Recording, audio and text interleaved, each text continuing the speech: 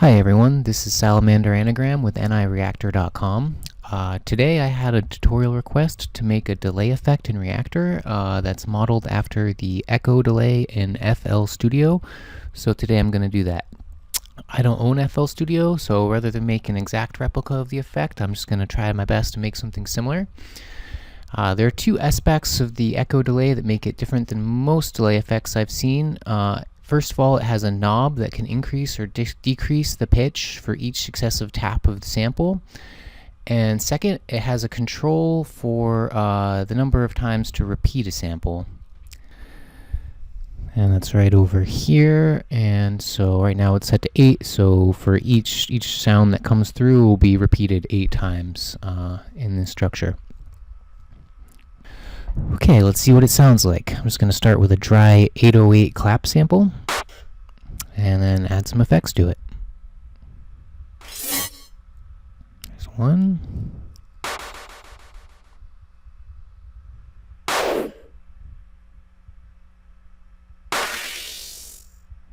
Alright, so you can see it's a pretty varied effect.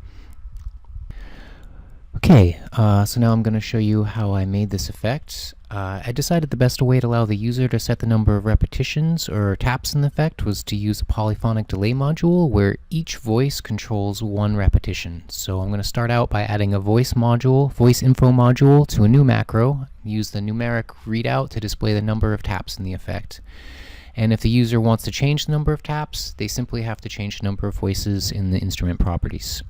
Next, I'm going to add a grain delay module, which can operate both as a pitch shifter and as a grain delay effect, so we'll be using it for both. Now I'm going to attach the input of the macro to the input of the grain delay, like so. Okay, so now I'm going to make a knob that controls each parameter of the grain delay. We'll end up editing some of these, but this is a very quick and efficient way to create a bunch of knobs. I'm going to rename the amp knob to feedback just to give it a more descriptive name. I'm just going to change some of the parameters here on the pitch and delay knobs, and you can fiddle around with these and change them to your liking. Alright, so now we're going to multiply the V output of the voice info module by a few of the knobs. For example, the third voice wants to pitch the sample up or down 3 times as much and delay it by 3 times as much as the first one does. So we'll multiply the knob by that number in order to get that effect. So we'll do that with both the pitch and the delay knobs to start out. And then we can leave the grain and smooth knobs alone, but we will end up doing some processing on the amp and pan knobs as well. I start with the amp knob here, or the feedback knob here, which we're going to use an exponent to calculate the amp of a given voice. This is all very simple still.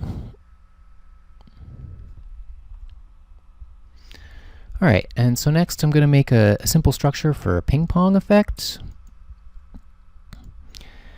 And what I'll be doing is making a signal where all of the voices are equal to either 1 or -1. And if ping pong is on, then every other voice will be equal to -1, and the sound will bounce between the left and the right sides of the delay.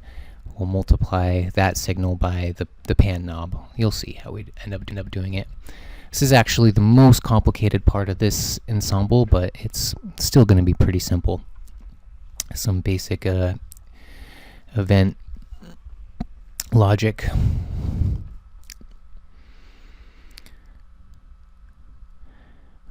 Alright, so I'm going to AND this against the ping pong button, which I'll create and rename now.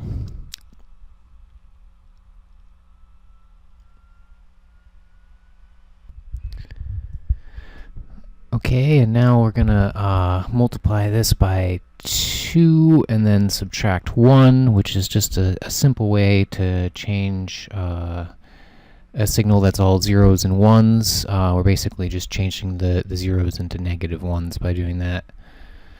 Let's do this real quick.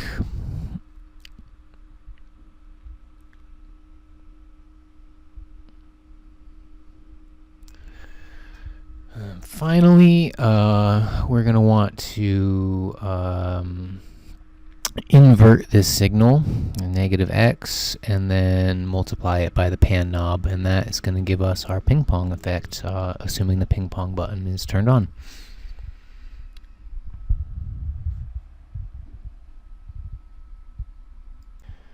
Let's take a moment here to rearrange everything and keep it looking somewhat tidy.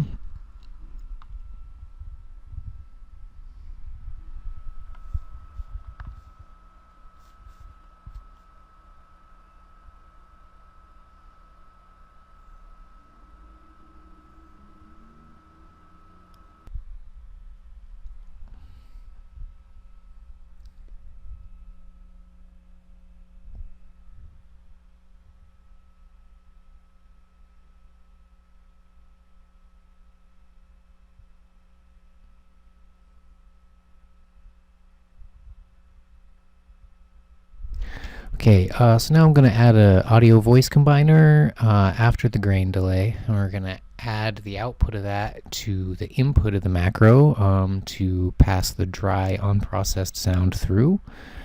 And we're just going to duplicate that for that whole structure for the right output of the grain delay as well.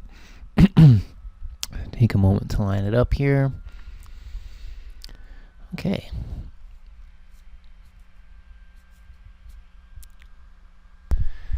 Now, one more thing we're going to want to do here is we need to turn the grain delay, the interpolation off in the grain delay. And I don't know why this is, but if you have more than 4 voices and you're using a grain delay with interpolation, it causes some pretty ugly distortion. I think it might be a bug in Reaktor, so set the interpolation to off in the grain delay.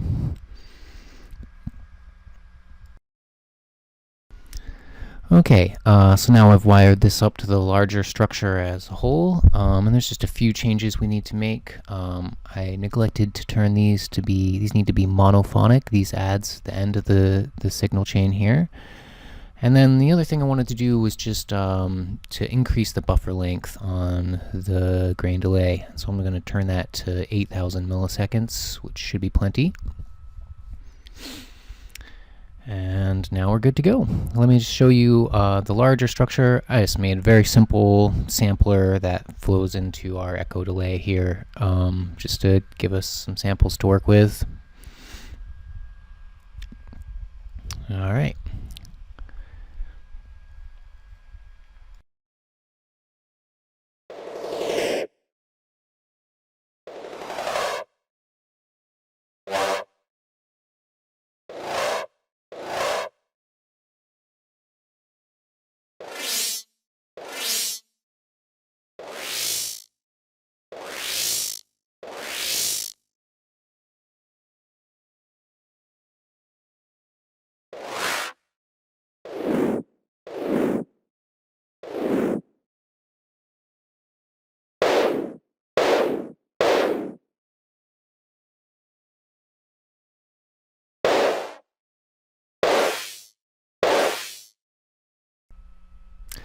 Okay, I hope you guys have enjoyed this tutorial. This is salamanderanagram with nireaktor.com. Please let me know in the comments if you have any questions or suggestions for future tutorials.